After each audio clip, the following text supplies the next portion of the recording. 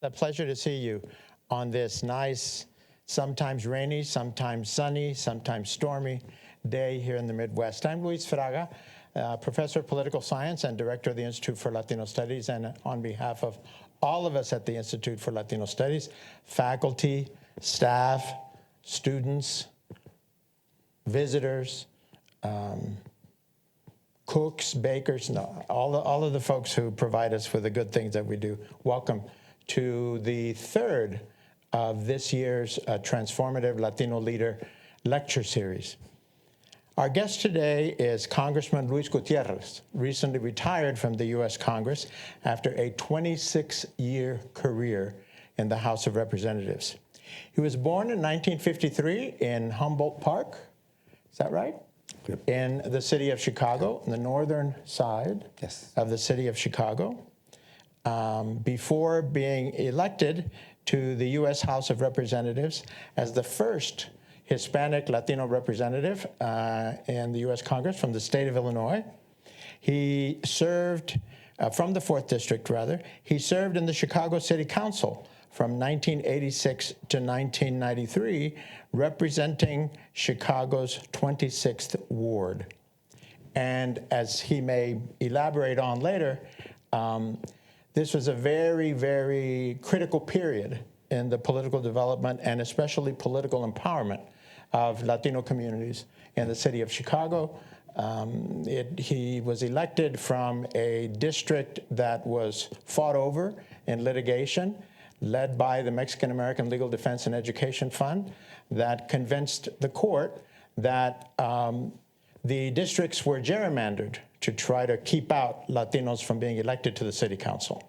And when they redrew the district lines, as they redrew the district lines for the congressional district that you represented as a result of a MALDEF lawsuit, he ran and was elected, but perhaps most importantly, he had been identified, I'm going to say, correct me if I'm wrong about any of this. Yes, Professor. Identified by former Mayor Harold Washington, the first African-American mayor of the city of Chicago, as someone with tremendous potential and capacity.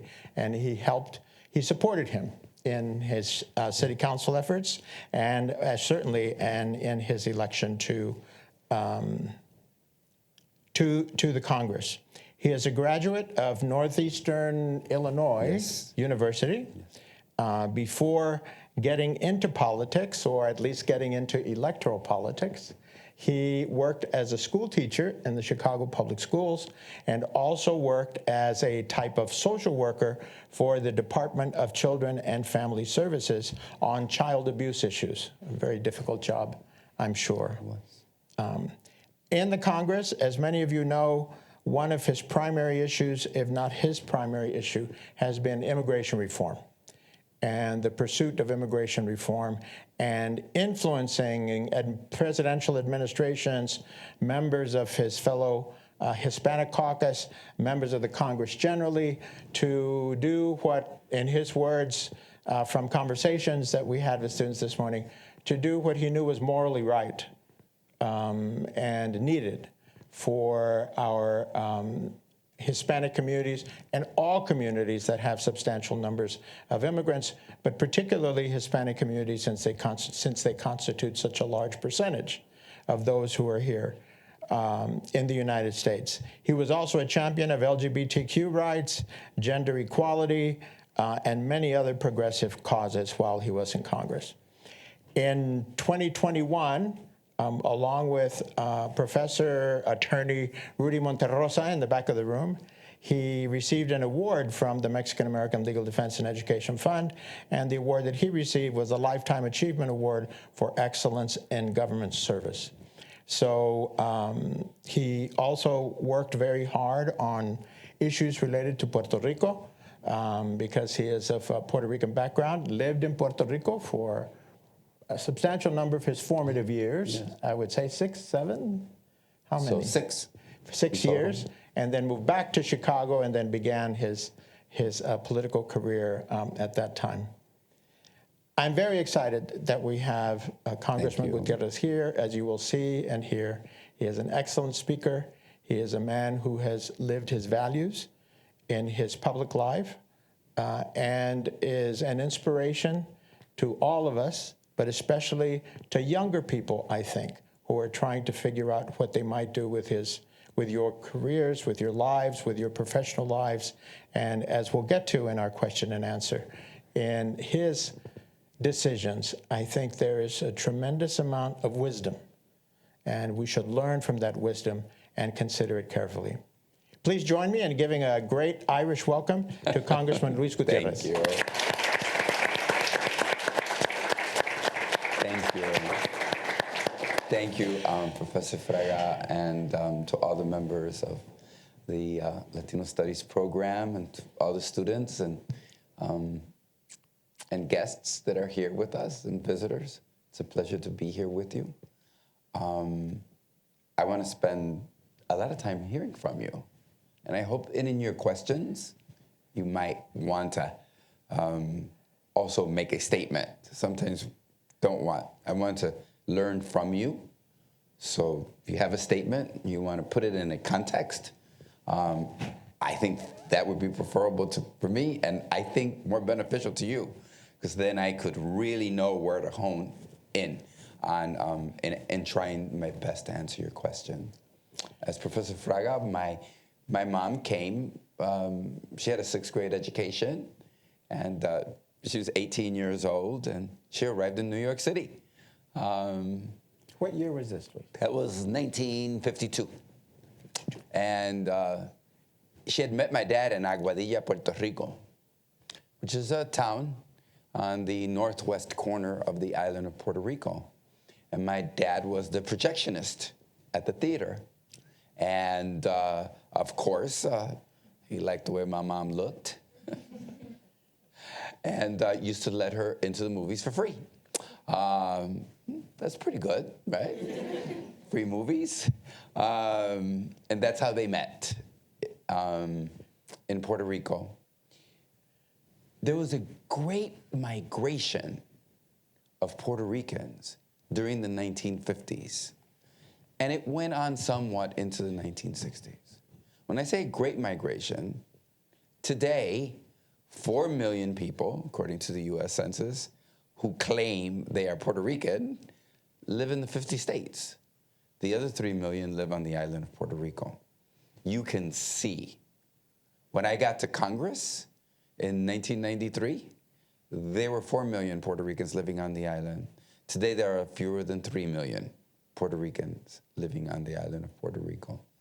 So the story of going back and forth is my story.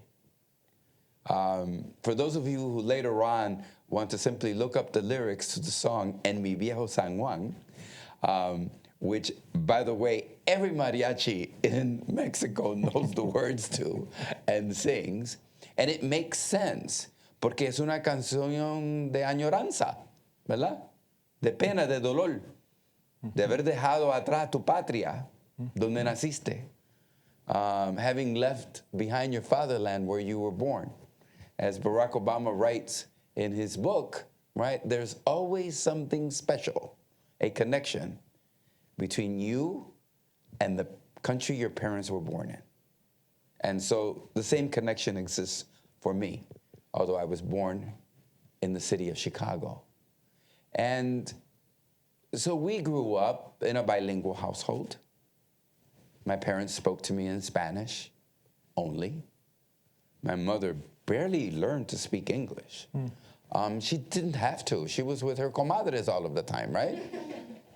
She'd get up to work to go to the fábrica, and she'd go to work with them. On the weekends, there'd be baptisms and anniversaries and quinceañeras. Not a real big need. I don't know how much TV she watched or if she understood much of it, because I don't remember she and I speaking to one another. My dad, he was much more conversant in English. He drove a cab. Subsequently, he was I called him the superintendent because he ran the building, right? He made sure that the heating system functioned, that any problem you had in your apartment was fixed, and that it was left clean. And I remember that because it was like his promotion was a real promotion in life. And here's why. in 1965, nobody had a phone in the Latino community. So I was really excited because my dad got this promotion and he had to have a phone so that he could be in contact with people. I still remember the number, 642-1912. I don't know if there was a prefix. That was the number. The only thing was there was nobody I could call because nobody else had a phone. So that was kind of something new and yet something a little bit useless to me, as there was no one else I could use the phone with. And that's where we worked, right? She worked in the fabrica, he drove a cab. I remember thriving in that environment. I went to a public school, and my parents, if you listen to the song in Mi Viejo San Juan, right? It talks about that pain of having, ¿verdad? Adios, adios, adios, mi isla querida. My lovely island, right? My dad used to play that continuously. Well, now having a record player is a big deal, right? Like, pretty sophisticated people play records. At least that's what I understand when I watch the movies. I don't have a record player. But back then, that's what people played, record players. And he'd put on the record on Saturdays as we cleaned the house. It was kind of a family event on Saturday mornings, cleaning the house, making sure that that linoleum was pristine, that was on the floors of our house. Of course, there wasn't much to clean in terms of the sofa because it had plastic on it, right? Wonderful French provincial furniture, which if the wood didn't stick you, the plastic stuck to you. And so it was kind of, and you know what the interesting thing was? Isn't it just interesting that I went to my friend's house, they had the same French provincial furniture with the same plastic company that put the plastics over it. Why? If you're poor and you never had anything, and you finally have something of value, what do? You protect it. You don't think of, like, I would not have plastics because I want to enjoy the fabric, right? I want to enjoy it. They wanted to preserve what was there. It was a different time, and we have to understand the context in which they lived and raised us. I did go to a public school until the 6th grade, and it was always interesting. The reason they enrolled me in a Catholic school was why? Because I was a behavioral problem in the public schools, which I have to tell you, the Catholic schools quickly corrected. It didn't take very long for me to go on the straight and narrow. I was also an altar boy. I mean, here I am at Notre Dame, Catholic institution. I was an altar boy and for 5 years. And when I was in 9th grade, Brother Dunn was he was kind of in charge of the altar boys, but he was also at St. Michael's High School, the algebra teacher. In December of my freshman year, I got a 69, which means I failed algebra. Don't worry, I did well in all the other subjects, just not algebra. And in June, I got a 71. That means I got a 70. I passed algebra. Why do I believe? Was it my knowledge of algebra? I think it was because I did the 6 o'clock, 6:37, 7:30, 8 o'clock mass on a regular basis. There were plenty of priests back then. And in the morning, each priest had a mass. And each one of them needed the able assistant of an altar boy. So I think I got that. And so I began to learn. I want to tell you that my experience with the Catholic Church has always been a very interesting one. There was a lay teacher. He was the health teacher, and he also was the coach of the basketball team. And he was pretty mean, unlike the brothers and the sisters in the high school, who were very kind and considerate, and who I had great affection for. He was mean. He was a lay teacher. And I could not, for the life of me, jump over that balance beam. You know, you're supposed to run and jump over it, leap over it. I couldn't. I'd crash into it. I couldn't do the layup with the basketball. I just wasn't athletically inclined. And so I remember every time I'd go to the free throw line, he said, "It's a free throw, Gutierrez. Remember, use the knees. use the knees, use that part. Well, every year there was a basketball game between the faculty and our varsity team, high school varsity team. So this was full, the auditorium. I tell you this to tell you a little bit about myself. Even at the age of 15, the coach was fouled. And so he went to the free throw line. And of course, I'm up there in the stadium. Remember, coach, it's the knees. Bend the knees, coach. I figured he'd been saying it to me for 6 months, right? I was just giving back to him exactly what he had given me for all of those months. And he missed the free throw. Coach, it's a free throw. You just missed the free throw. The knees, remember the knees. Anyways, the next day I went to class. And he said, Mr. Gutierrez, just so everybody knows, you're going to get one question right on the final exam. We're going to ask you, what is an extrovert? Remember, this is freshman health class.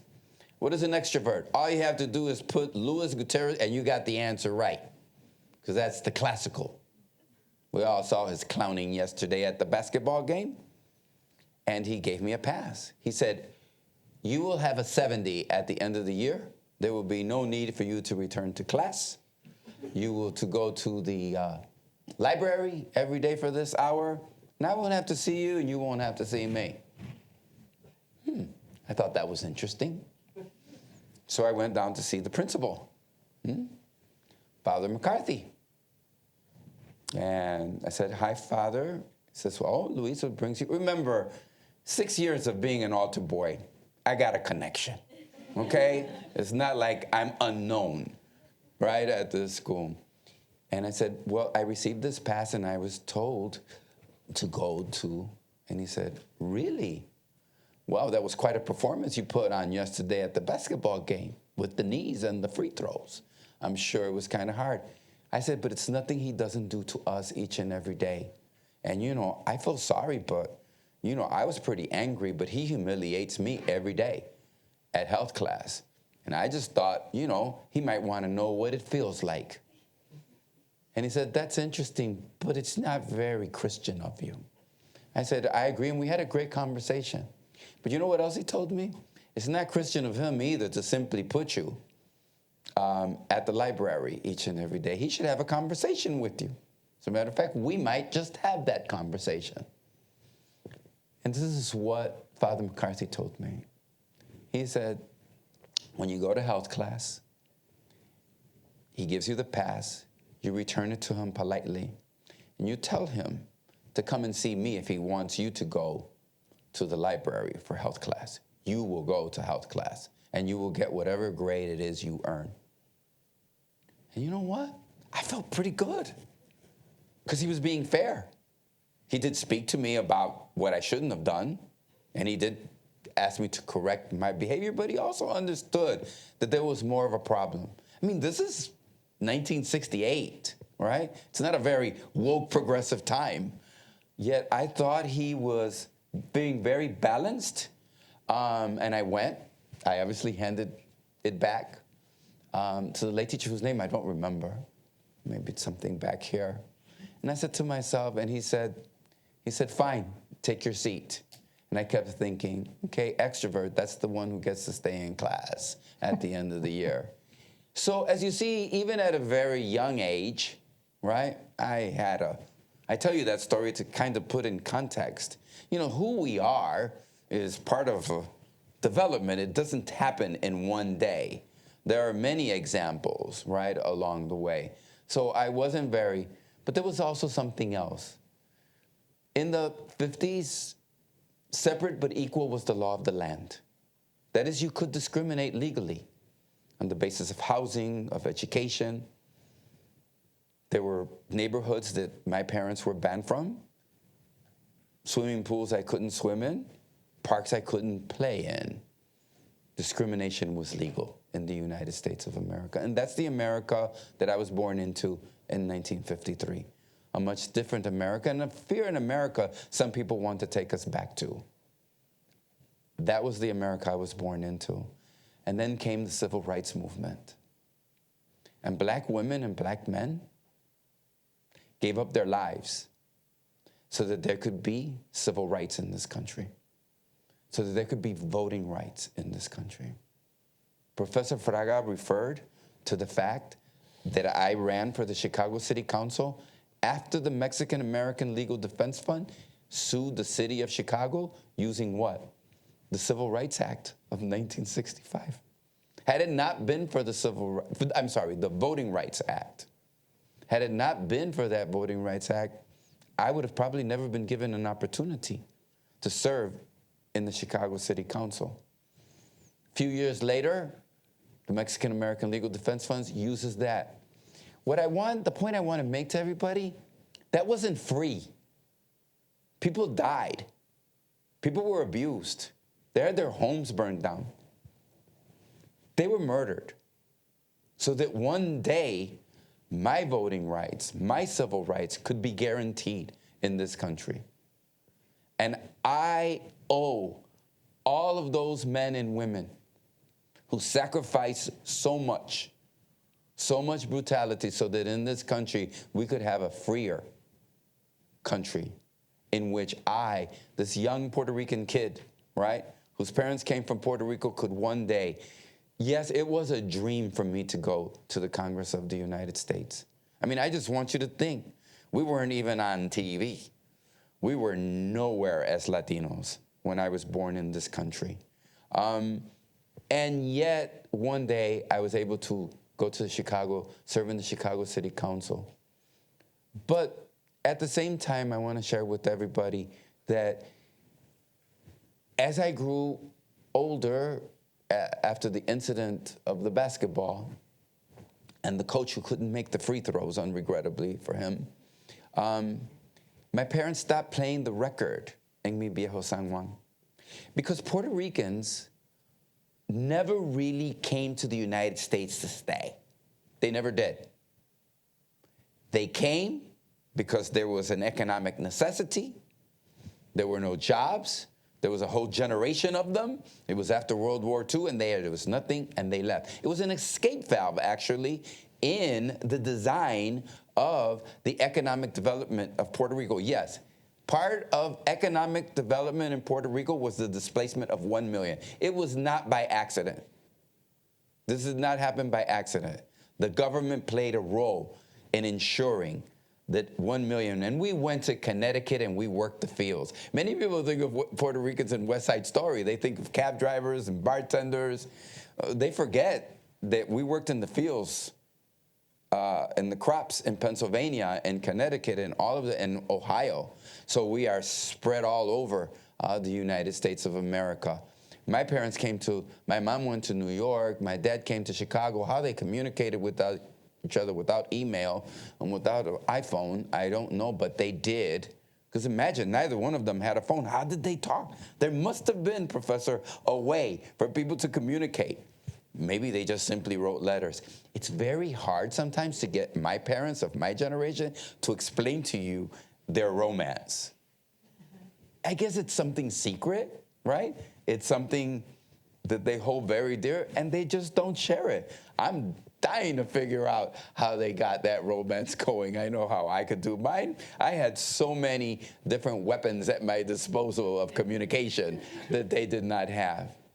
And so one day, my dad said to me, and there wasn't a lot of discussion, he said, we're moving back to Puerto Rico. Nos vamos a mudar a Puerto Rico. And I thought to myself, now I get it. That's what the new French provincial furniture is about. That's what the new TV is about, right? That's what the new Chevy Impala was about. No, he didn't buy the Bel Air. He bought the Impala, right? A little more superior style of car. I said, we've accumulated all of these things so that he could return and my mom could return. They wanted to go home. They wanted to leave Chicago because it's a rite of passage for Puerto Ricans to be in some place difficult in an argument, and for the person arguing with you to, in an act of desperation because they're losing the argument, simply say to you, why don't you go back where you came from? Think about that. I heard that. I was born in the city of Chicago. My parents were born American citizens. American citizenship was imposed on Puerto Rico in the year 1917, and yet they would tell us to go back where we came from. Well, my parents were going back where they came from and happy to do it. My parents longed to leave the inner city of the violence. Remember, it's the 60s. There's assassinations, Robert Kennedy, Martin Luther King, the civil rights movement, the violence on the streets, the proliferation of gangs. They wanted to go back to what? To safety. And safety for them meant returning to Puerto Rico. I remember getting to the airport, and I remember getting off the plane. And there's something distinct about tropical heat. I've never traveled outside the city of Chicago, right? So I get off the airplane, and I feel this tropical heat, and I get thirsty. So I want to quench my thirst. And so I said to my dad, and remember, we've been speaking English to one another. I've been speaking English to him for 15 years. So I had no reason to change, right? The language. So I said, Papi, can you buy me like a Coca-Cola or something? I'm thirsty. And he looked at me and he said, Hijo, aquí se habla español.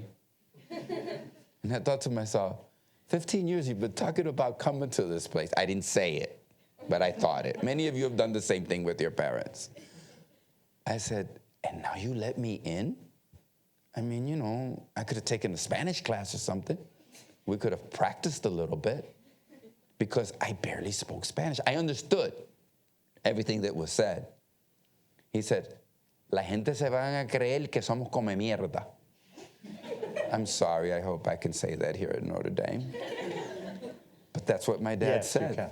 That's what my dad said. In other words, they're going to think we are better than they are, that somehow we're highfalutin, right?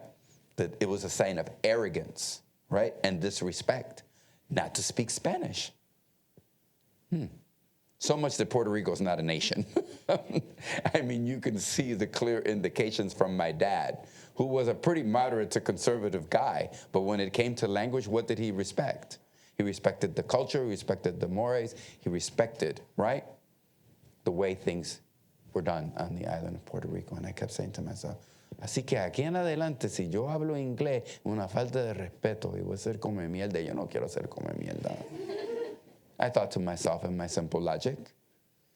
And then finally, after 2 months, my mom and dad arrived, my mom and my sister arrived, and I enrolled in La Escuela Superior Manuel Méndez Lisiaga. Escuela Superior Manuel Méndez Lisiaga. And my homeroom teacher fue el profesor Hernández, de la clase de Historia. That's my homeroom. I remember porque para mí it was Historia, Hernández, Hermosa. I pronounced the H. When I tried the best I could, but nobody told me that the H era muda. Nadie me lo había dicho. So I was trying. And the professor made a point, I remember that first day. And he had me fill out a card to register, because he was my homeroom teacher. And it said, nombre y apellidos. I put Luis, L-O-U-I-S. It was Luis on my birth certificate, but somehow along the way, my name got anglicized. Don't ask me to explain to you, because I never figured it out. But that was my name. In first grade, I was Gutierrez, there's different alliterations of Gutierrez, right, in English, depending on what school teacher. Gutierrez, rrez. I remember rrez was a pretty famous one, frequently used. So I put Gutierrez down. I wrote it down, and I handed it to the front, and he said, no sé cómo son las cosas en Estados Unidos, pero aquí un requisito mínimo es saber tu nombre completo. ¿Tú no tienes madre? And in Chicago, you can mess around with your friends, but you couldn't mess with your mom, right? You could make jokes and play the dozens. Just about everything. Your gym shoes, your sister, your aunt, but not your mother, right? That was kind of a sacrosanct area. So to me, it was almost as though he was, aggressively saying something about my mom. Remember, my Spanish is limited, right? I do understand I can't respond. I can't ask questions. I don't know what he means by tú no tienes madre. What he meant simply is that Puerto Rico is a Latin American country, and you need both of your surnames. You need your father's surname and your mother's maiden name, and that is your name. And he told me to go home until I learned it. That was pretty humiliating, my first day in school in Puerto Rico. But it's going to inform you about who I am, right, today, and what I do in the Congress of the United States. I went home, and my mom, she was very sympathetic. She was very kind. She was very loving. She said, ay, hijo, perdone, te debimos haber enseñado mejor. Tu nombre es Luis Vicente Gutierrez Olmedo. Luis Vicente Gutierrez Olmedo. And I went before a mirror, which is like the favorite object of any adolescent, the mirror. At least it was for me. And I said, Luis Gutierrez, Luis Vicente Gutierrez Olmedo, Luis Vicente Gutierrez Olmedo, presidente, Luis Vicente Gutierrez Olmedo, ingeniero. And I just kept putting all these additional titles to my name, and I said, wow, I got a great name.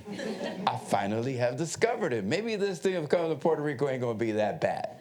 Maybe I'll learn some more things. And I practiced all night. Because, you're a sophomore in high school. If there's anything, you want to make friends, you want to be part of a group. You guys remember how tough high school is? It's a very trying time. Now imagine a high school in which you cannot speak. San Sebastián is in rural Puerto Rico, in the mountains of Puerto Rico. Okay? There was one radio station, okay? Local, español, with songs I had never heard, okay? There was one TV station, Wora, from Mayagüez. So I'd come from Chicago. So I went the next day. I was so happy. And I saw a girl in the corner. And I said, I got this. And I walked up to her and I said, Buenos días, señorita. Mi nombre es Luis Vicente Gutierrez Olmedo. ¿Y cómo usted se llama? And I felt so proud. I did it, right? She goes like this frantically. Mister. That's what they call the teachers in Puerto Rico. Mister.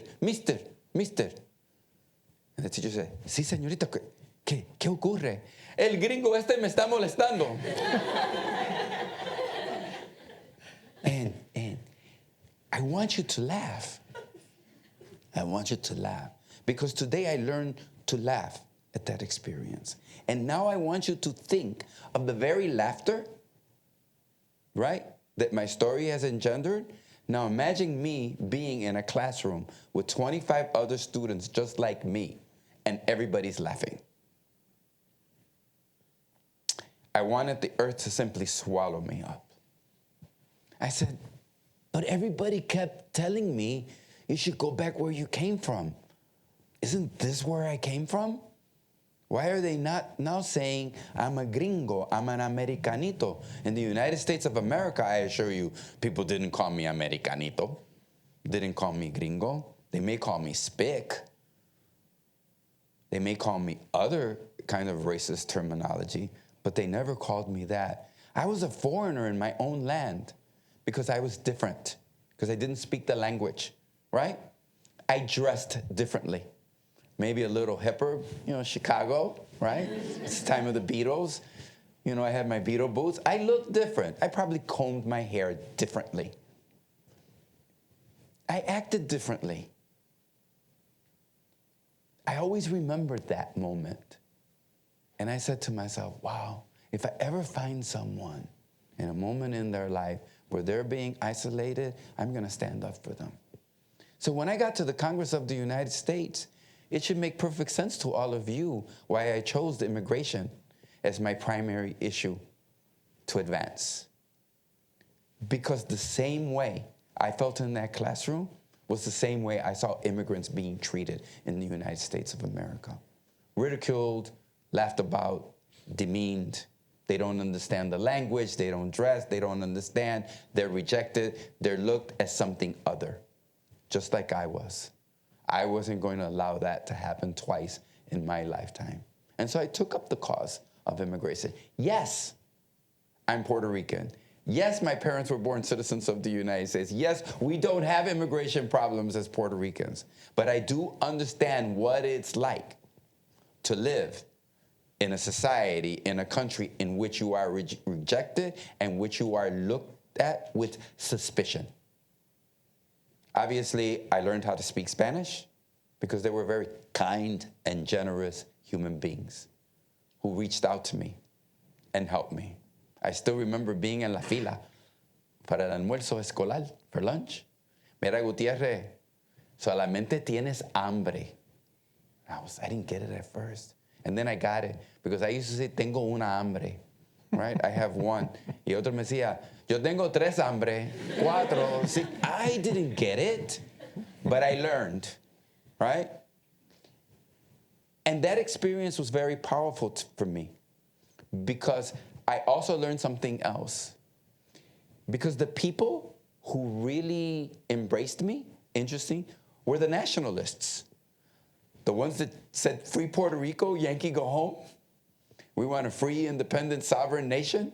We are the George Washingtons of Puerto Rico. We are the Thomas Jeffersons. We believe in a free nation of Puerto Rico.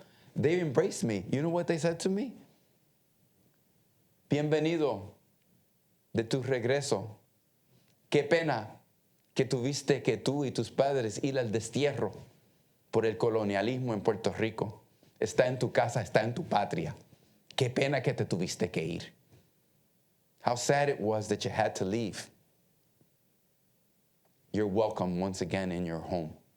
Because they understood that my parents and the million other Puerto Ricans did not leave by accident. It was part of the colonial construct between the United States and Puerto Rico. If my parents had stayed there, there'd have been a revolution on the island of Puerto Rico. There's no doubt in my mind. 1 million young people with no jobs. And so they taught me about the culture, the language, the poetry. And they also took me to pick coffee beans. And you know, I know you've seen that commercial with the Colombian dude on the horse, right? Juan Valdez. Juan Valdez. That ain't a coffee place, okay? I've worked on a coffee plantation. Coffee is grown in the shade of beautiful palm trees and all kinds, and flamboyants, and the coffee and it's just protected from the sun until it turns a reddish, maroonish, and you pick it, and then you roast it.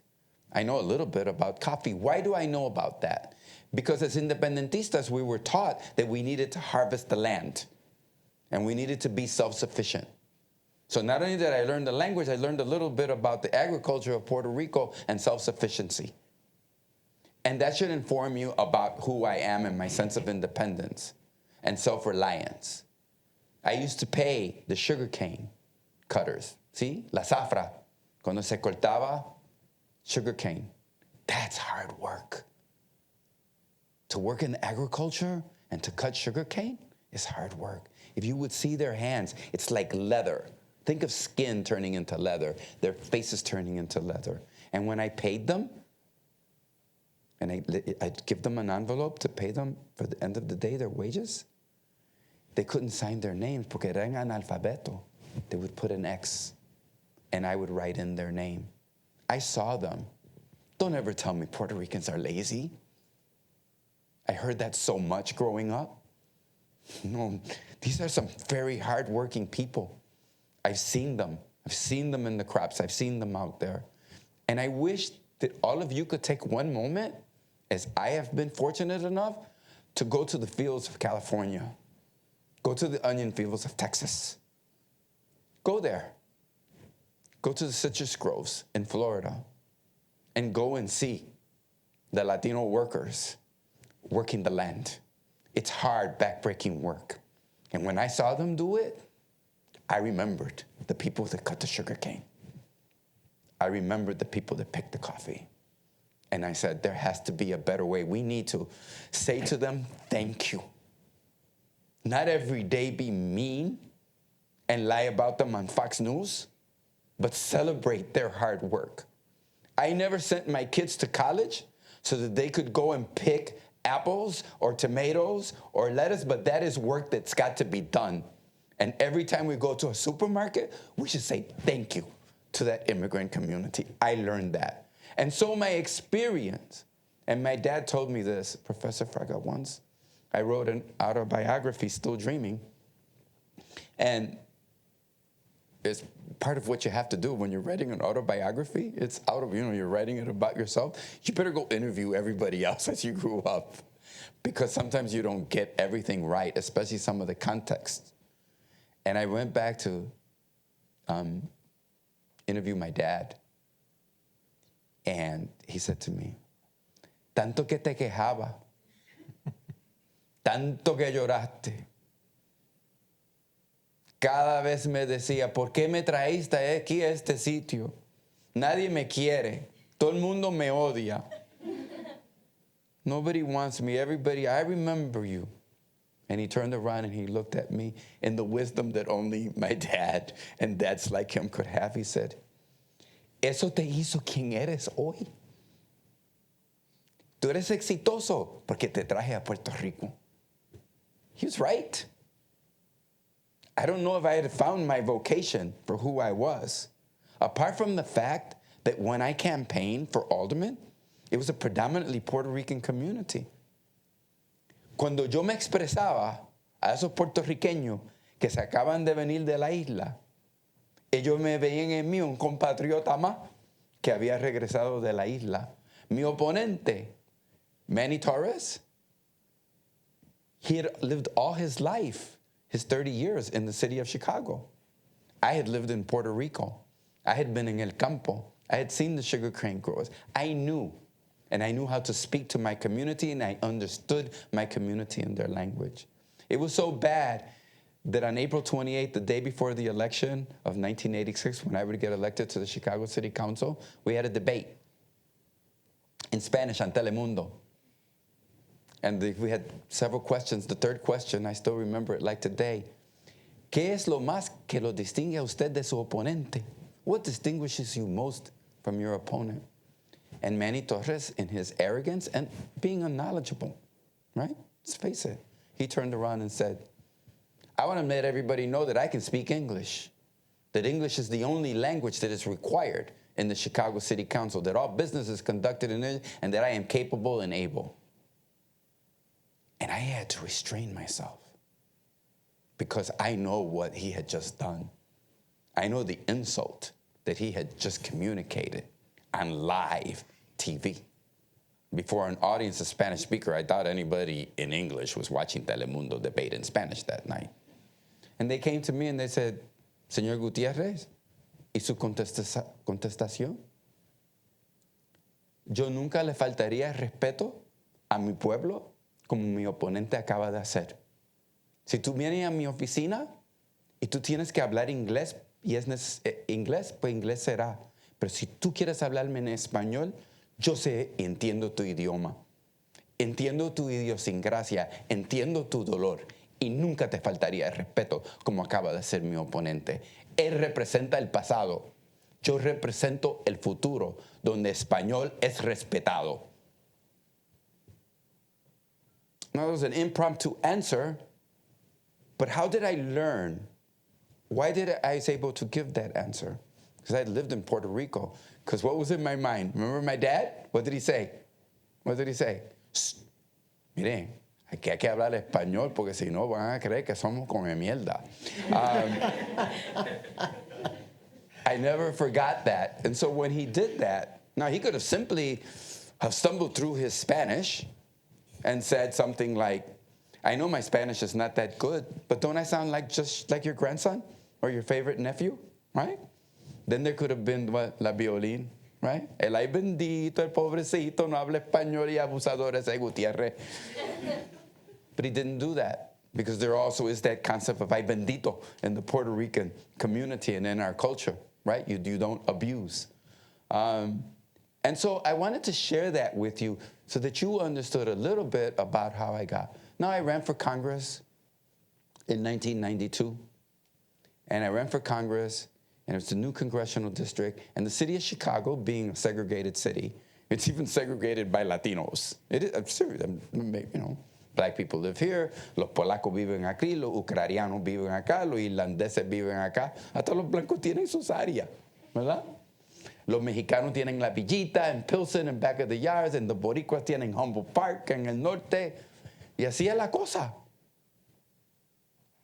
And growing up, I mean, you know, Puerto Ricans only married Puerto Ricans and Mexicans only married Mexicans. It was an extraordinary occasion.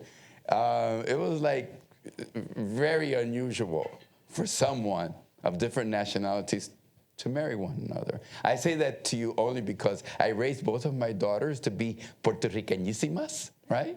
And to be proud of their culture, their heritage, and their background. They both married Mexicanos. But that speaks to what?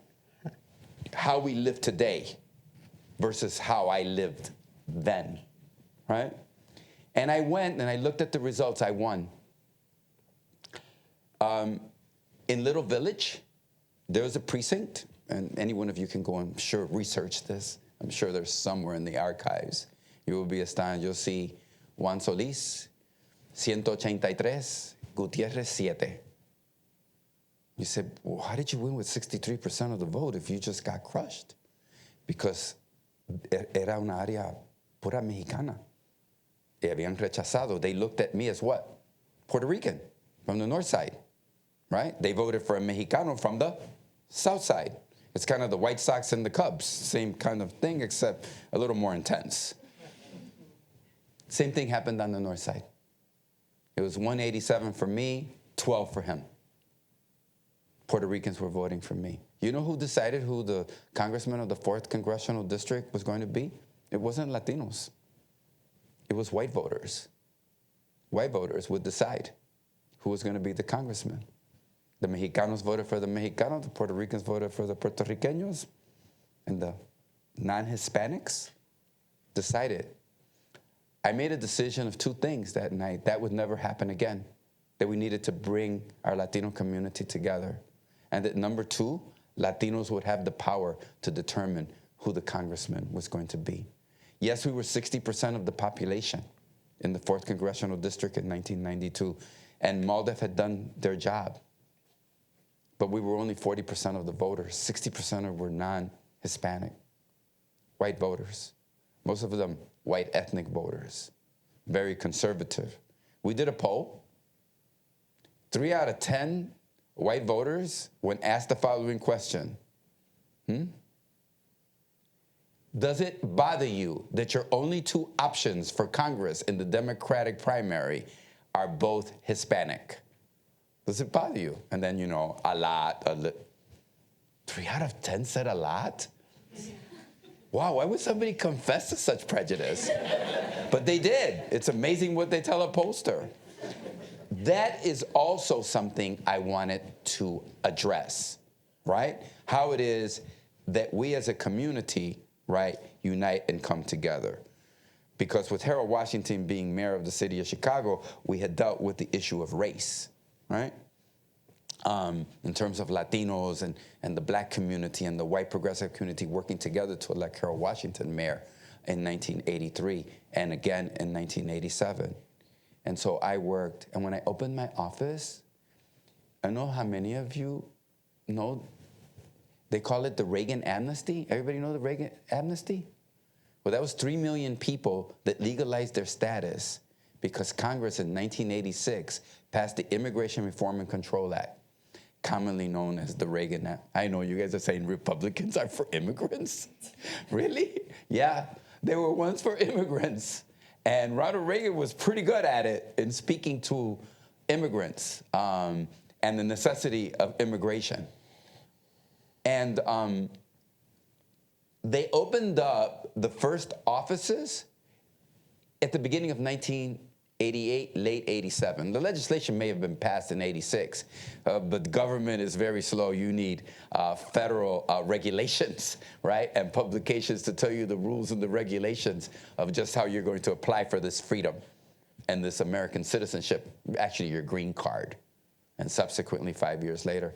So it was just perfect timing for me, right?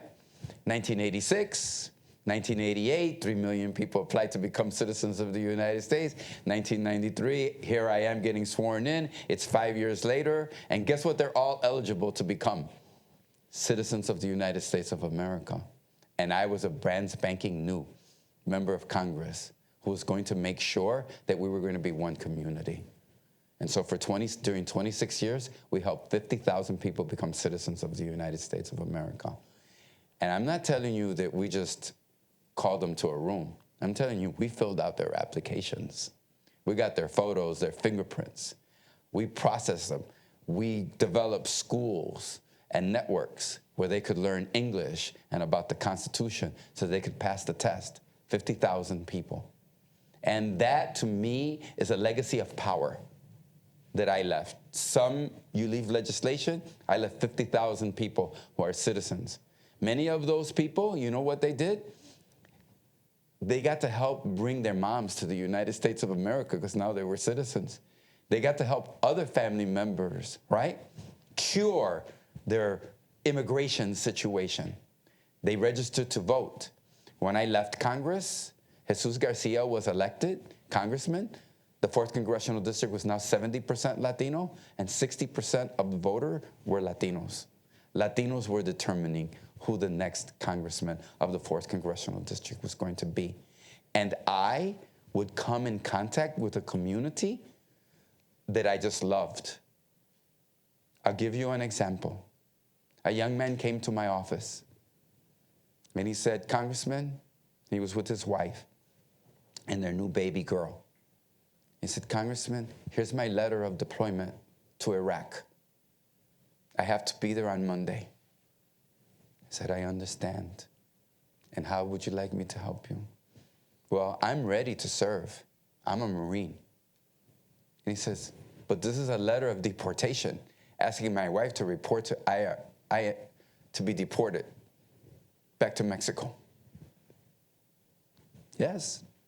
You can simultaneously fight for this country and sacrifice your life, and the other part of the government will deport your wife from the United States with your newborn child. I saw that. I visited the fields in California and across this country. I got to know the immigrant community. I got to know their values, right? And it's a romance. I fell in love with them, and I was so lucky that they showed me such love for me. And that's why I fought. I know we've talked a lot during the day at it hasn't been a road in which I've, it was hard. When I got to Congress in 1993, the Hispanic Congressional Congress could give two hoots about immigration reform. I'm sorry, that's just the fact. Latino members of Congress today, do you hear them talk about immigrants? Do you hear them talk about the women in the fields? Do you hear the members of Congress talk about that? The members of the Hispanic Congressional Caucus. I know Cortez Masto does her best, and Bob Menendez does a lot of work. And I like Padilla, the new senator from California, right? But in the House of Representatives, everybody's woke, everybody's hip, everybody's progressive, until it comes to immigrants. Just this past December, Build Back Better, a $1 trillion program, was going to be sent over to the Senate with no immigration provisions whatsoever in it until Jesus Garcia and Espaillat, Congressman Espaillat, and another congressman from California said, we won't vote for the bill. Only 3 of 36 Latino members? And I just thought to myself, and I know how they feel. Why is it our responsibility? Because 90% of everybody deported from the United States of America is Latino. And you have a responsibility to them. Big people died gave up their lives for the Voting Rights Act so that you would have a voice. You should defend those that are at the mercy of the government today. That's why they died. That's why they sacrificed their lives. And so for me, it was a pretty easy decision. Hasn't always been easy. My relationship with Barack Obama has been tumultuous. But he promised me. I was the only Latino member of Congress to campaign with Barack Obama for the first 3 months of his campaign. That's just a fact. Hillary Clinton just beat the living daylights out of him electorally among Latinos in every state. But he promised me he would bring comprehensive immigration reform and that we would work to free the 11 million and to give us a common sense, decent immigration system, not the broken one that we have today that crushes families and crushes dreams and does not allow people to come to this country seeking asylum, to seek that asylum as they should be able to, and for us to live as the nation we should be. And he didn't keep his promise. And so there was conflict.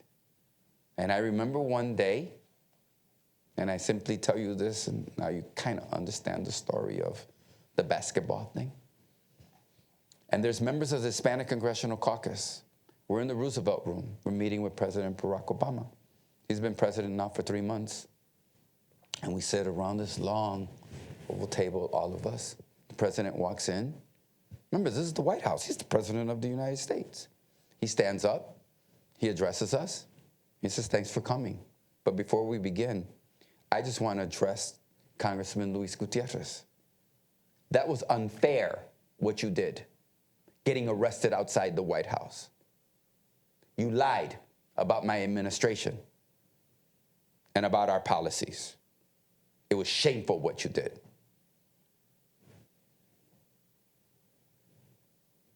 You think any of the other members of the Hispanic Congressional Caucus stood up for me?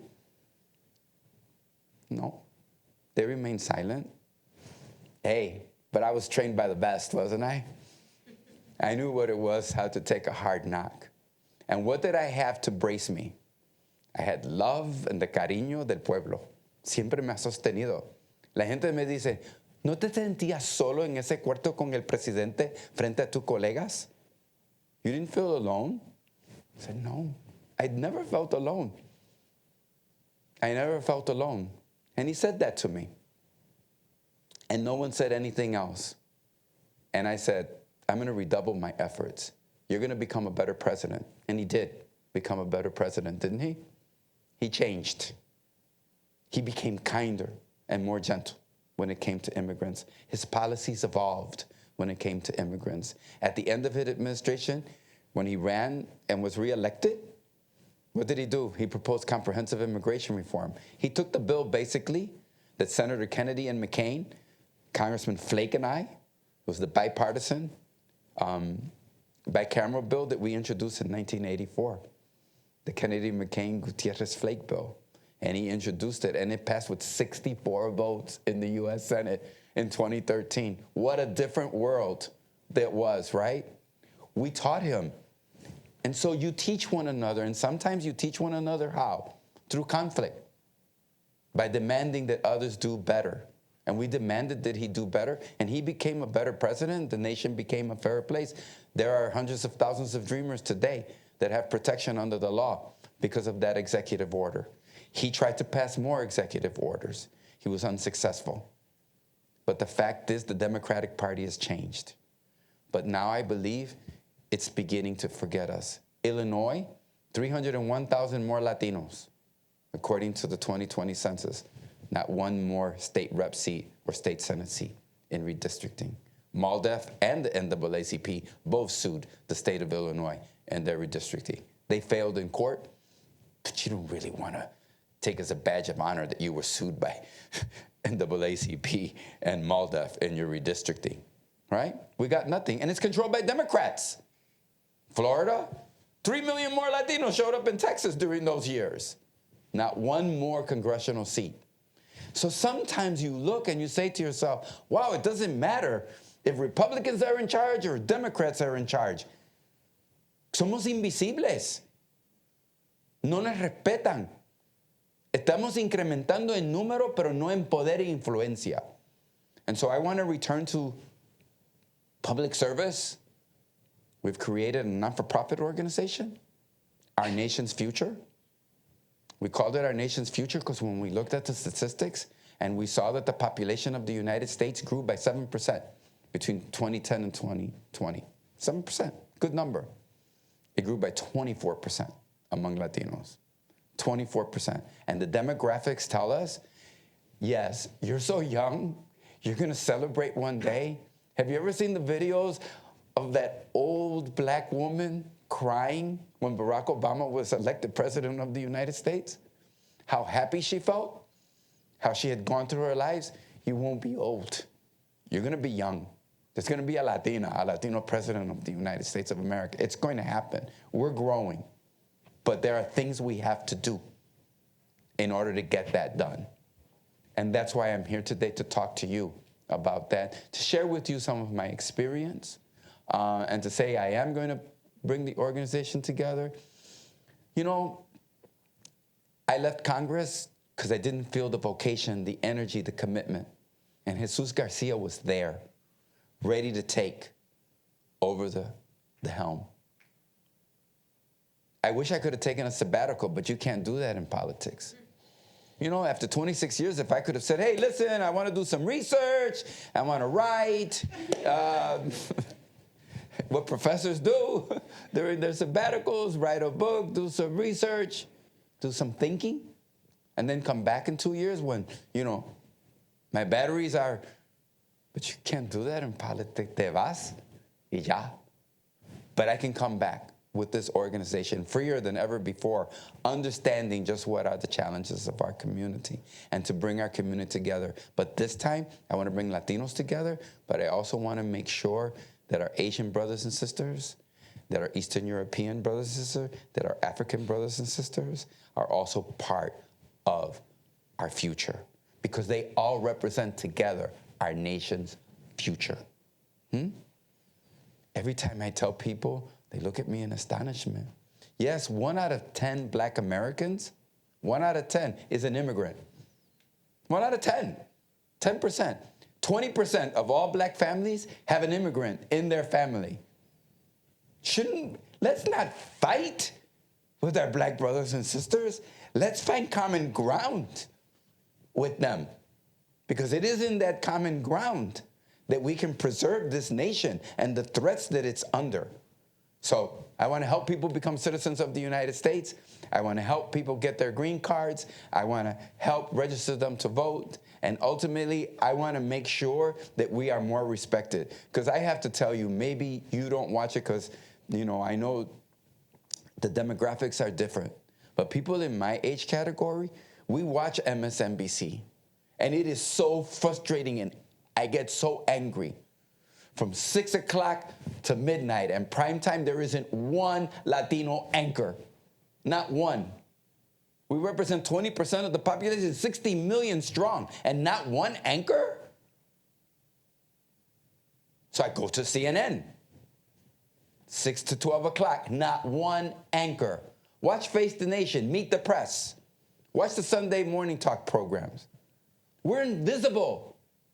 It almost reminds me of the day when I was a little kid and I watched Father Knows Best, right? And Leave It to Beaver, and TV was white and we were absent from it. Why are we so absent from it? We also have to challenge this system to tell our stories. During the pandemic, I never saw a story of somebody working at a food processing plant where they were dying by the droves in those food processing plants, feeding America during the pandemic, right? I never saw a Latino face. Because the superstructure of this society, especially the media, does not tell our story and does not incorporate us in the telling of our stories. So hopefully we'll be able to tell more about our story. Thank you so much for listening. This is, I hope, to be the best part, to hear from you, your observations, your questions, and your concerns. Thank you.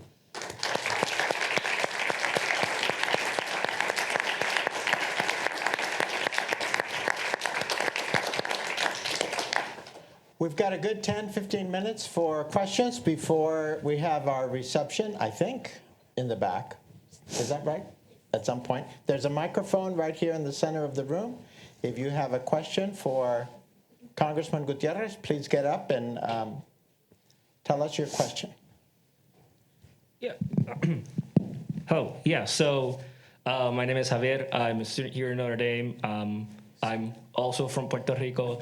And first of all, just thank you so much. Like growing up, I would see people like you, Anita Velasquez, and you kind of look at these powerful figures in Congress, be like, hey, yeah, like I can be like that one day too. Yes. So my question is a bit of a different tack than what you've been talking about. And actually, since your focus is so much on immigration reform and not so much on like Puerto Rican status and that kind of stuff, I really would like to hear your take on this. So in Puerto Rico, it's very common, as you know, for local politicians to be like, hey, we've talked to X congressman, X Y congresswoman to impulse certain like political positions on status. So I want to hear your take on like what exactly are the difficulties to pushing that kind of agenda or those kinds of projects that might not necessarily be shown by those politicians when they like bring back the news like, hey, we've been talking to X or Y politicians about this in Congress. Are you talking about a process to decolonize Puerto Rico and settle the issue of status in Puerto Rico? Yeah, basically. So it's like when they, why? Trying to. Go ahead, feel free, please. I'm trying to figure it out.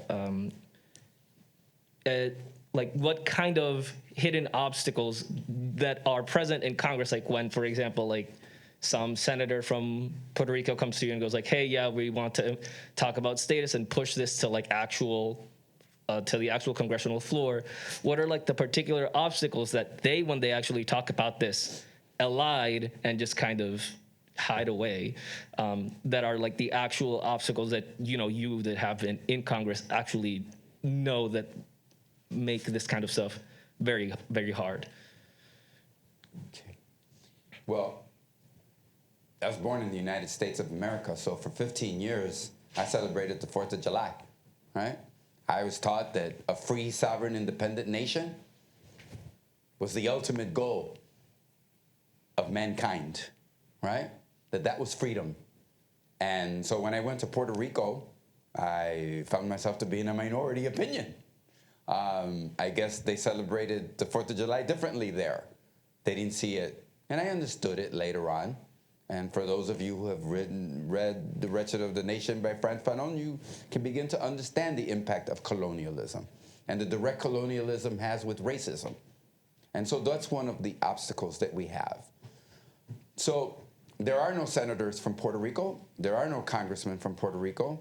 They do call themselves that. They lie because they aren't. Last time I checked, there were 435, and none of them were from Puerto Rico. Puerto Rico is a colony of the United States of America. It is ruled under the Constitution of the United States. We belong to, but are not a part of. We're under the territorial clause of the Constitution of the United States, which means we belong. We are a possession. We literally, when Trump said we should sell them for Greenland, remember Trump? Always thinking of something mean to say. I thought to myself, well, I guess they could actually just give us away. Congress can unilaterally act. I don't know what they would do with the 3 million American citizens that still live on the island and the 4 million of us that live here. Now, here's what I think. I think that the stateholders in Puerto Rico have always spoken about that they want equal rights, and that equal rights for them represents Puerto Rico becoming a state. Yet, they're some of the most bigoted, anti-LGBT members of the legislature are in the statehood party. They're not only homophobic, they're anti-women, they're anti-labor, they're pretty conservative. Their basis of support electorally is the evangelical church. And they supported Donald Trump for president. You know that Wanda Vasquez, the governor of Puerto Rico, in November of the election, right, of 2020, endorsed Donald Trump. You know Jennifer Gonzalez, elected, right, as the resident commissioner. She was elected to represent the people of Puerto Rico before the Congress, not as a congresswoman, but as a resident commissioner with no voice or vote, right? You know, she endorsed Donald Trump for president. That's the statehood party of Puerto Rico. So on the one hand, they want equal rights. On the other hand, they promote a lot of serious bigotry. How many of you know that Ricky Rosselló was elected the governor of Puerto Rico 5 years ago and he lasted only 2 years?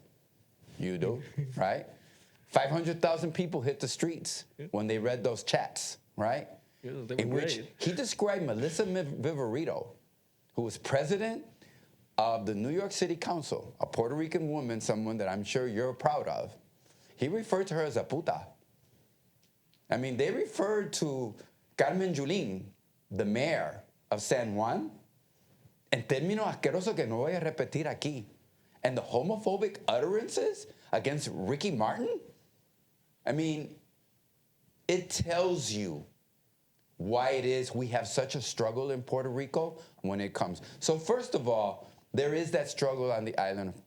Los populares, right, who created the Estado Libre Asociado, commonly known as the Commonwealth, right, the colonial status, have to understand that they created this colonial situation and it needs to end.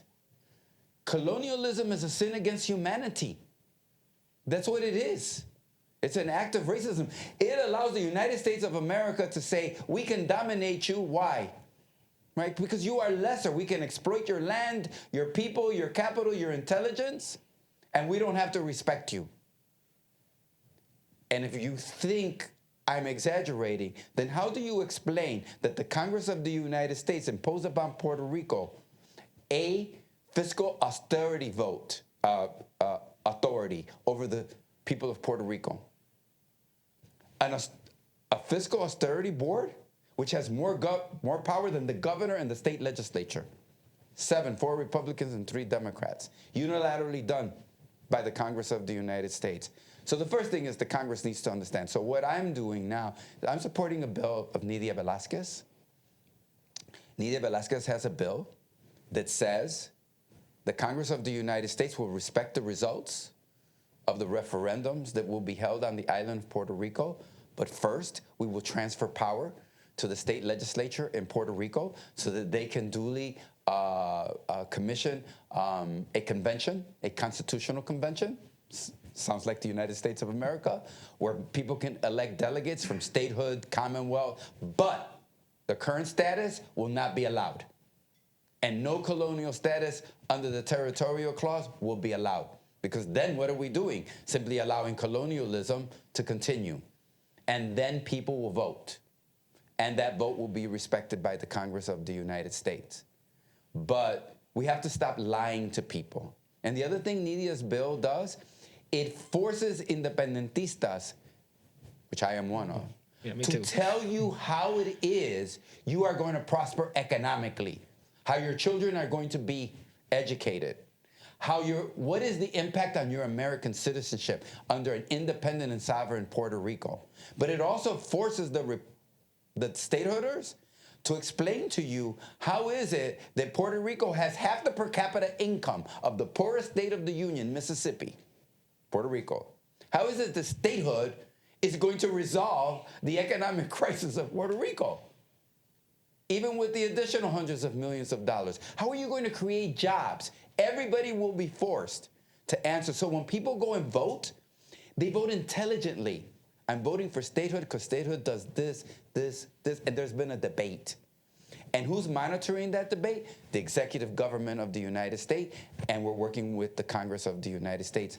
So I think that's a good way to move forward on the issue of, I know we've taken a lot of time. Puerto Rico's so complicated. I know we could spend another half hour. Thanks for the question. Thank you. Another question, please.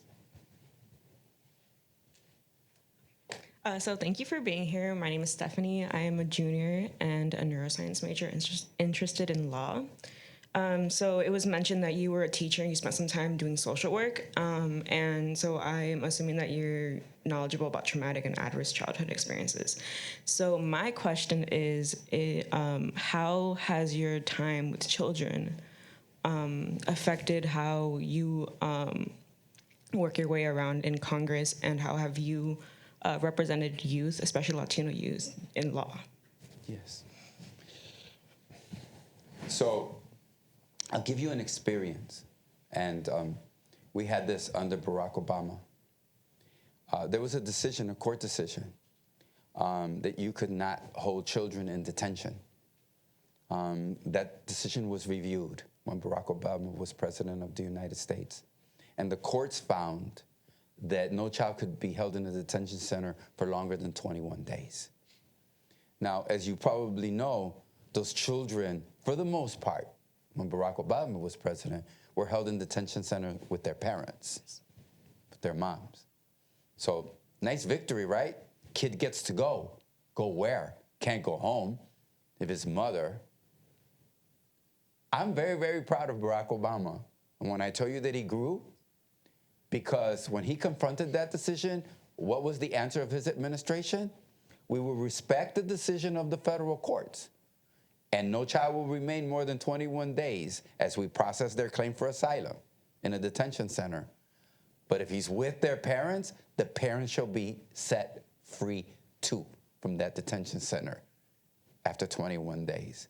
I have seen the trauma of children. As you say, I worked for the Department of Children and Family Services, and I was a child abuse social worker, which means I showed up at your home when there were calls made to the hotline.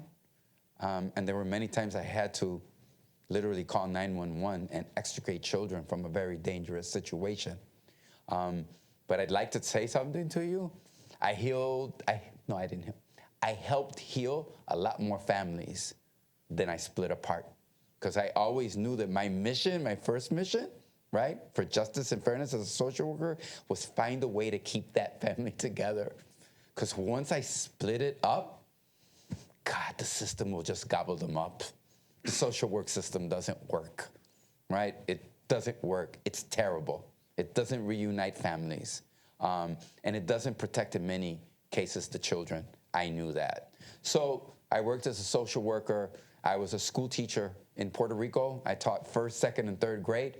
So I had lots of fun going to school every day. I was their English teacher. I know it might sound surprising, but they have to have an English teacher in Puerto Rico, right? Colonialism requires that you speak English. And so I was their English teacher. And so I learned how to sing, "If you're happy and you know it, clap your hands," because that would always keep the students involved. I enjoyed myself teaching. And it was hard work being a social worker. But I understand children. And I want to say to you that there have been many times that I have missed events in my own daughter's lives during the last 26 years because of my work. And I want to say to you, you know what I feel proudest about? Never once did my daughters or my wife ever say a word of recrimination to me, right? For having failed either as a husband, right? Or a father, because I was out there defending. You know what my daughters say? "Daddy, we know you're coming home. Go make sure every other dad that goes to work gets to come home to their kids." And so I understand it. And part of why I left Congress, I know you've heard this, I want to spend more time with my family. It was 12 years of 26 years. If you add every day I was on the campaign trail for immigration reform, traveling around the country, or in Congress, it was 12 years cumulatively of those 26. So I did want to spend some more time, but you know something? I've done my sabbatical. I'm ready to come back. And I'm so happy you brought it up. Edwin, where's Edwin? Edwin works with me. He's here. Edwin, you know, we haven't in our, we have a new, we're going to put it out in about a month, our new website. We haven't focused on children And we should. We should focus on children. That should be a reason people should join us, and people should fight for immigration reform. So thank you. It'll be in our website. It'll be. Thank you for the question. Maybe a final question? No more Puerto Ricans? Do you want to say anything? Yeah, I just had a question on just sort of messaging, right? Obviously, we're in a contentious time when it comes to immigration, so I'm wondering how we talk about these things and how we argue to conservatives, but also to the broader public, and what our messaging should be and what messaging might be problematic. Is it too problematic to focus on economic benefits? And what your thoughts are on that? Yeah, we need to do a better job. The first thing is we need to show the true face of immigrants, right? When was the last time you saw a program on immigrants and you saw a black face as a representative of that immigrant community? An Asian face as a representative of that community? When have you seen Irish citizens who are, locked into our broken immigration system? So first of all, let's tell America, hey guys, it ain't all about the Gonzalez's, Rodriguez's, and Martinez's. There's a shitload of other people that have a problem with our broken immigrations. I'm sorry, I go into French every now and then, but this is Notre Dame. That's the first thing, is how. The other thing is, I have a real problem with the left, and it's distancing itself from the American flag. Once you distance yourself from that American flag, your opponents now own it. It is theirs. Why do they own the American flag? I never understood it. I told our immigrant community when we first do the protests in 2006, millions of people marched for immigration reform in 2006 in Los Angeles. Let me repeat that. Millions of people hit the streets in unprecedented numbers. And you know what? When I watched the news, I saw the messaging. It was beautiful to see them. There were too many Mexican flags. There were too many Polish flags. There were too many flags of foreign countries. These were people who were marching saying, I want in, right? But they were holding a flag from a foreign country. And I thought to myself, what you want is to say this flag is your flag, and that you understand the Constitution that it represents and the history that it represents. And you want to be part of that. That should be our messaging to the rest of America. Not that we're some usurpers that have come here to kind of take away, but to add. The United States of America is the cemetery of the world of foreign languages. Let me repeat that. We are the cemetery of the world of foreign languages. We bury more languages in America than any other civilization. You come from Polish, adios a polaco. Ukrainian, let's not speak Spanish, until you get to college, and then everybody enrolls in Spanish classes. You get my point. So I think we need to do that. I think we need to show them, and that's why I talk about MSNBC, and they don't do the job of telling who we are, right? I mean, don't you think that America, during especially this COVID crisis, would understand the necessity to our economy, to their own health and well-being, if they saw who was picking the vegetables and the fruit, who was picking it, and the deplorable conditions that they live under? Wouldn't you think that people would say, God, we've got to end this? The meatpacking plants across this country, in which Latino immigrants are the majority, but African immigrants and immigrants from all the other parts of the world are primary. These are death sentences in some of these places, but we don't tell that story. So I think we do need to tell. And we need to say something very clearly. We believe in enforcement. We believe in the rule of law. The problem is the law is broken. We need to fix it. Let's secure our border. But the best way to secure our border is having legal ways for people to seek asylum in the United States of America, and have our asylum system work the way it was designed to work.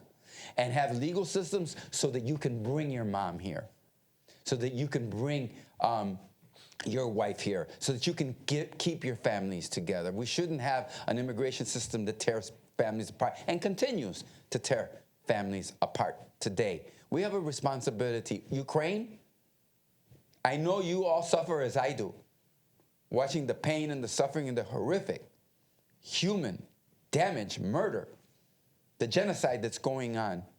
But I want to hear the President of the United States say, and we want to welcome 300, 400,000 Ukrainians to come to America. Why do they all have to go to Poland? Why is it only the Polish and the Romanian? It's an American issue too. And we should act as a leader and invite them to come to America. We have enough room. It's not really a problem of population and jobs. There are 10 million jobs today that go unfilled. Let me repeat that. 10 million jobs in America that go unfilled. Who would do the work that we do? It's not a stereotype to say that if you go to any restaurant in the city of Chicago, the greatest likelihood es que hay un latino lavando los trastes. Hay un latino cocinando. Hay un latino que hizo que tu cena fuera dos cosas, limpia y sabrosa. But why don't we tell people that story? Because we don't command the communication systems to tell people that story. So let's say, I'm for E-Verify. What is that? You know what E-Verify means? That means that there's a verification system and you go for a job. You put your social security number in. Maybe you got to give them some information. That goes to a database back with the federal government. And it says to your employer, right? Verified. Good. And if the employer hires somebody that's not verified, there's going to be strict punishment to them. I mean, I can speak. I am an immigrant advocate. But when McCain, Kennedy, Flake, and I wrote the bill on comprehensive immigration, the first 300 pages were enforcement. We understand that we need to bring it under control, but you also have to humanize it. And you also have to fix the broken immigration system and make it a modern one. Why are we teaching? I just met a wonderful from Mexico. He's going to go back. Now he wants to come back and do his MBA. But if he wants to stay here, you mean we're going to get him a bachelor's degree? We're going to get him an MBA and then he can't stay? We should prosper from the people that come from foreign countries when they get educated here and are able to stay here. There's a lot to the immigration, but I thank you for your question. That's kind of a synopsis. We're for enforcement, but not enforcement only, okay? We're for enforcement when it is combined, right, with humanity, right, and with justice for the undocumented community and for those who wish to make America their home. We can do this. Thank you.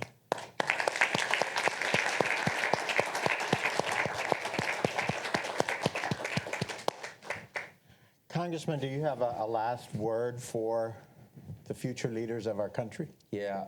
I just want to repeat this. I think you're living such a tumultuous time, but such a time of opportunity to stand up. I know you fear for this country and this nation as I do. Then act upon it. Organize. Organize. Run for city council. Run for school board. Be involved in your communities, right? Organize. There are many, many programs that are out there. Fight for economic equality for women in America, but also the disparity in income, which grows and grows each and every day more and more. Fight for that. Use your education to fight for others to have. Here's what I was taught. Amar a tu prójimo como a ti mismo. To love yourself, right? To love your neighbor as you love yourself. You know what that means to me and always gave me a vision?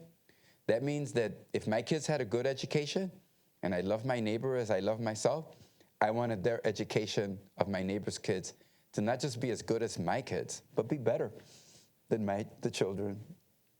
If I had a decent home, I want to make sure that my neighbor has a home, yeah, as good as mine, but even a better home than the one I have. Income inequality, hunger, those are issues that we should do. Ama tu prójimo como a ti mismo. Ustedes saben que ustedes tienen un gran privilegio de haber atendido una universidad de tan prestigiosa como es Notre Dame. Utilícenlo para su propia prosperidad personal. No hay nada malo con eso. Pero tomen tiempo y tomen energía para asegurar que haya una comunidad más completa y más grande. Y recordamos algo. Es bueno tener la fiesta del Día de la Independencia de México. Es bueno todos los boricuas levantar la bandera de Puerto Rico. Es bueno cada uno celebrar su cultura. ¿Ah? Pero al final de cuentas, necesitamos construir un techo. Un techo compuesto de mexicanos y puertorriqueños y salvadoreños y colombianos, para que cuando venga la tormenta, el techo nos puede proteger a todos. Busquen la unidad entre nuestra comunidad. When Barack Obama met my grandson, Luis, he's a freshman at Western Michigan University, and he met him, and he said to him, he said, "Hi, and so who are you?" And he said, "My name is Luis." And he said, "And this is my grandpa." Así me dice, a veces me dice abuelo, a veces dice grandpa. No me va ni me viene. You don't argue those things with your grandchildren. He said, "This is my grandpa." "Oh, the congressman's your grandpa. You must be very proud of him." And he said to him, "What brings you here?" And this is what my 11-year-old grandson said. He said, "Because I have aunts and uncles that you're going to help from being deported." I want you to think about that a moment. I have aunts and uncles that you're going to help from being deported. You're going to stop their deportation. That's why I'm here. Why? Because even the grandson of a prominent member of Congress and an immigrant advocate has to fear that he's going to lose his aunts and uncles to our broken immigration system. What does that tell all of you here? We're all interrelated. Some in your DNA, there is somebody, right, that needs you to help them get whole in the United States. And the only way to do that is to bring them out of the shadows into the light of day and bring comprehensive immigration reform. Help somebody learn English and pass that citizenship exam so we can increase our power. And as we increase our power, we increase justice. Why do you want power? What are you going to do with it? You're going to increase justice and fairness and equality. There's many ways. You can find a way. You're smart enough. If you got here, you're smart enough. Thank you for having me here this afternoon. Thank you, Professor Fraga.